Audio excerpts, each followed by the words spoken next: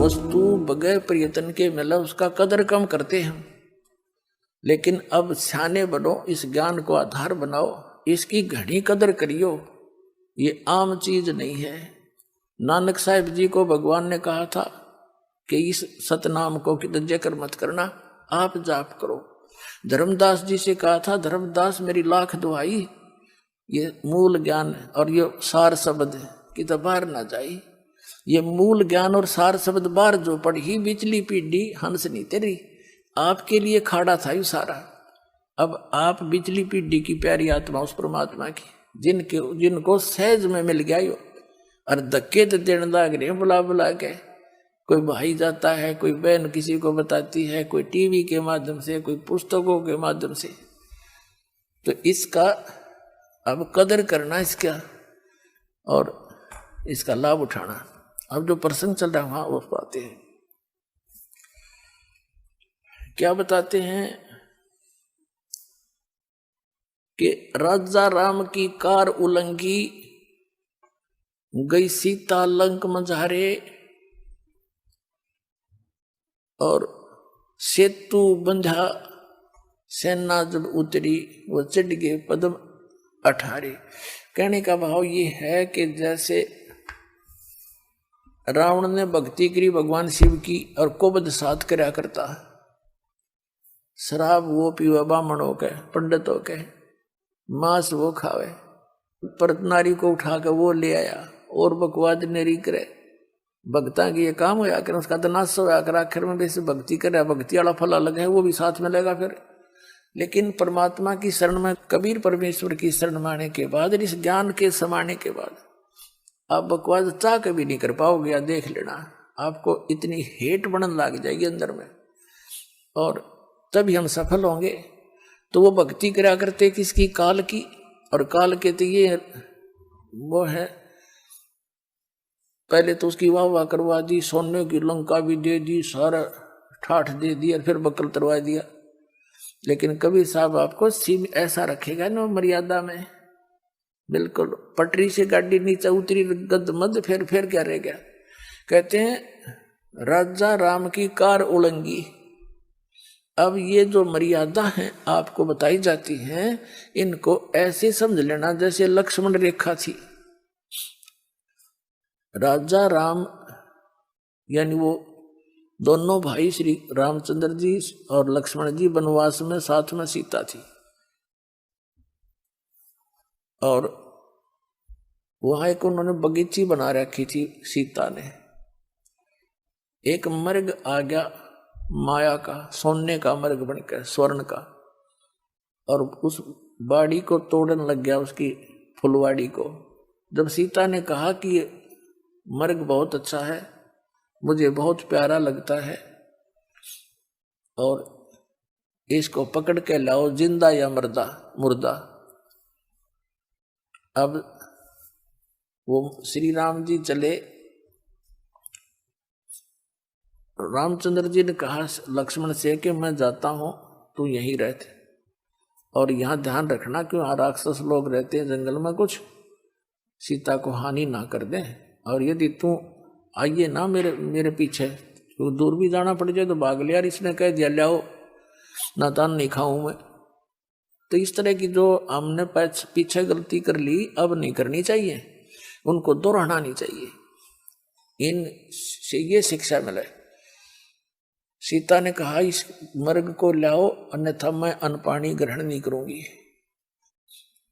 अब हम इतनी तक रखे है जो थोड़ी बहुत पिछले पुनकर्मी प्राणी होते हैं। लक्ष्मण से कहा था कि मैं जाऊं हूं, जहां तक कोशिश होगी लाऊंगा इसको, लेकिन तू आइए मत, अकेली ने छोड़ के इसने।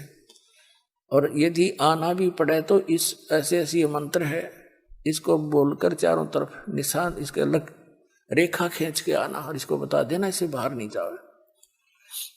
अब कहते हैं ना, आत्मा को कुछ आभास हो भी जाता अपनी थोड़ी बहुत आने वाली आपदाओं का, या कोई अच्छे सुगन बन जाते हैं, अब सुगन भी बन जाते।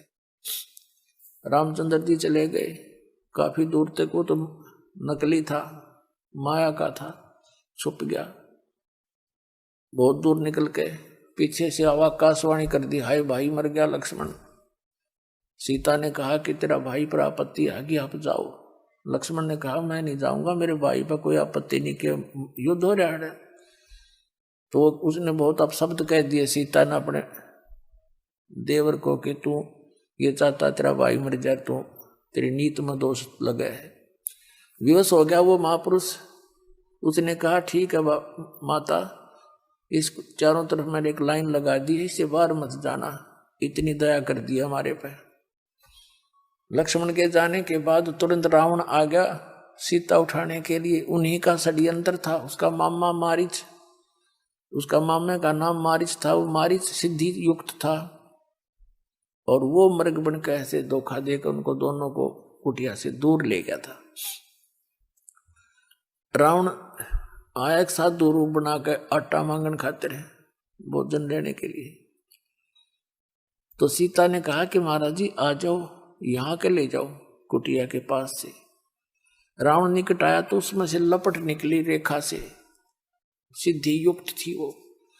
रावण 10 कदम पीछे गया, अन्यथा जल जाता सारा। उसने कहा माई भिक्षा देनी है तो यहाँ कर दे दे, साधु संतों के साथ मजाक नहीं किया करते। सीता को भी नहीं पता था यह सचमुच इतनी प्रबल रेखा है। अब सीता ने अपनी सोच से जो सोचा वहां जीव मार खाता है। सीता ने सोचा कि फर्क पड़ा है, महात्मा जी हैं, अभी आटा देकर अभी आ जाती हूं। लेकर आटा यानी जो भी कुटिया में उपलब्ध था भिक्षा अन्न, और रेखा से बाहर जाकर कहा ले महाराज जी। महाराज जी ने तो यहाँ से पकड़ दी हाथ और गेर ली कंधे पे। लंका में जा पटकी 9 लखा बाग में मारक जब चलाती। तो पुण्यात्मा वो को बड़ी बूझ थे, मूर्ख थे, यूं कह गए थे इस तो बाहर मत जाइए।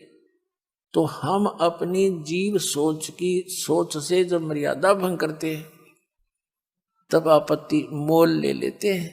कितना जुल्म हुआ, करोड़ों आदमी मर गए वहां पर, करोड़ों जीव मर गए आपस में लड़ बढ़ के।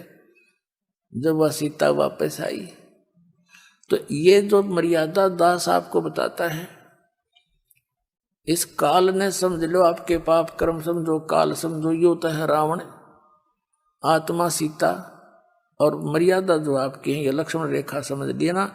इसके बाहर जाते काल कभी भी आपका पहुंचा पकड़ देगा और जा पटकेगा नरक के अंदर। तो कहते हैं जब तक हंसा हमारी आना और काल लगे नी तेरा बना। परमात्मा ने कहा है कि हे काल, जब तक ये जीव मेरी मर्यादा में रहेगा तो इसके निकट नहीं आ सकता। तो काल ने कहा था कि सबसे पहले मैं इसकी मर्यादा ही खंड करवाऊंगा। उसने ये विचार कर रखा है कि पहले इसका नाम तुड़वाऊं और फिर इसको सजा दे सकता हूं।